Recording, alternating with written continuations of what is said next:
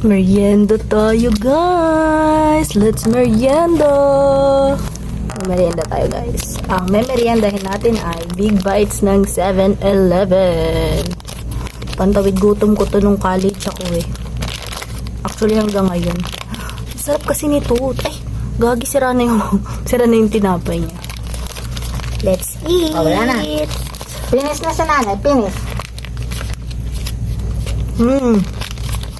Sarap. Ang sarap talaga ng Big Bites ng 7-Eleven. Promise. Walang kapantay. Look, alin itong mga asong ito nang hihingi. Ay, cheese pa to. Anong flavor nito? Cheese Hungarian ba yun?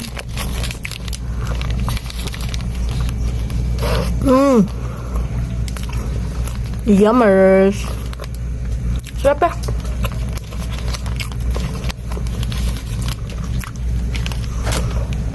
Gusto nyo? Bumili kayo. Tapos may partner na kape. Tapos yun yung laway ko. Oh, wala na ha. Sarap. Wala na. Finish na. Stop na.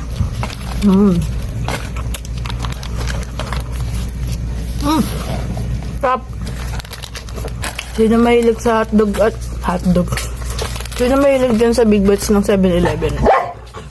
Tara! Igal siya sa Talaga magaga. sarap.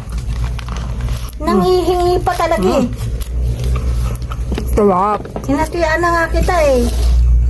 Kuya, kain na.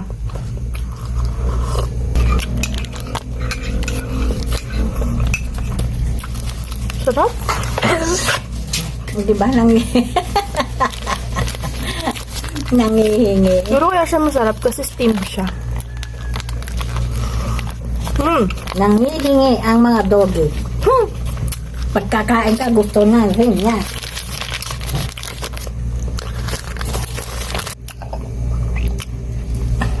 Sabi niya, hindi ako binigyan ni Mami. Sarap.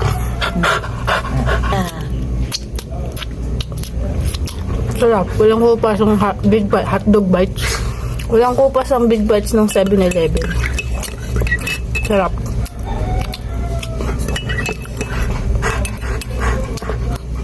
Sa lahat ng pagkain na makikita mo sa 7-Eleven, for me, the best pa rin ang Big Bites nila. Yun lang guys, kain kayo. Ay, OA.